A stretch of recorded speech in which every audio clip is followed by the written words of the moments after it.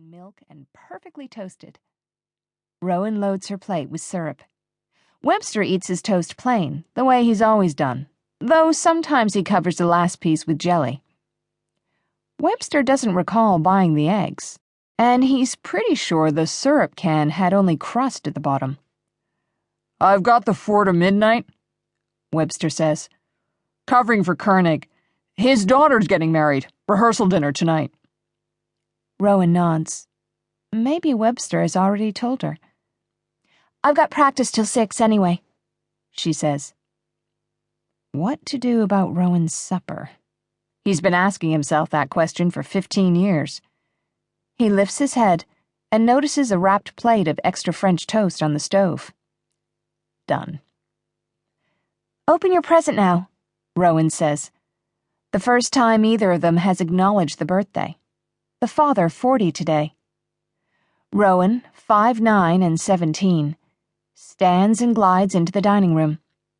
She returns and sets the present to one side of her father's plate. The box is wrapped in gold paper with red Christmas trees. It's almost June. "It's all I could find," she says.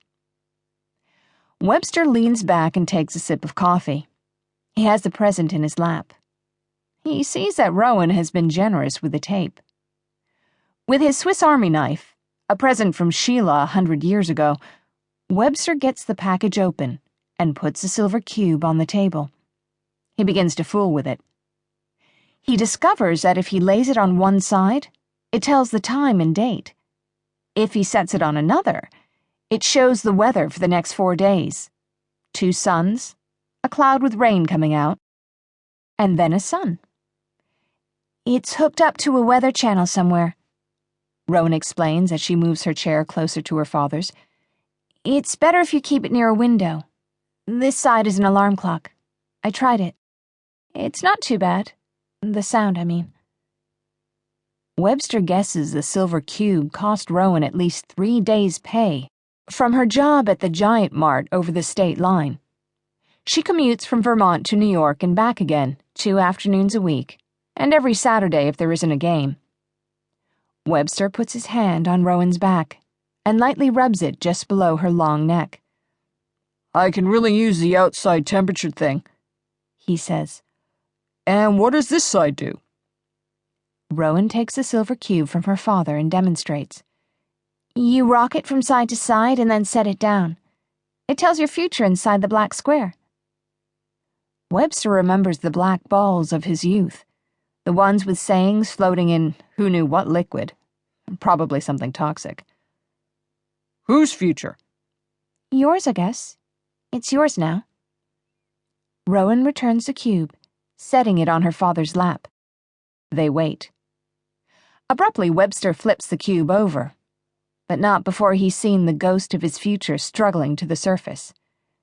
Prepare for a surprise. He refuses to own the prediction. "Why did you do that?" Rowan asks. "Surprises in my business are nearly always bad." "You're too cynical," she says. "I'm not cynical, just careful." "Too careful for your own good," she adds as she glances at the clock. "I have to go."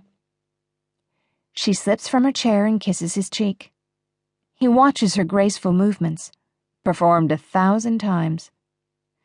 She holds up her hair, twists it, and lets it fall over her right shoulder. He's never seen this particular gesture from his daughter, and it hits him in the gut. "Thanks for the breakfast and the present," he says. "Sure." Webster swivels back to his French toast. He registers an odd silence in the hallway. Not the rattle of the knob, the usual friction of the warped door in its frame. After a few seconds, Webster turns his head around. His daughter is still in the back hallway, gazing out the window of the door. "What's up?" he asks. "Nothing." "Rowan?" "Nothing!" "Don't bite my head off." Webster notices what might be the outline of a hard pack of cigarettes in the pocket of her light jacket. He suspects his daughter is drinking. Is she smoking, too? Is she experimenting?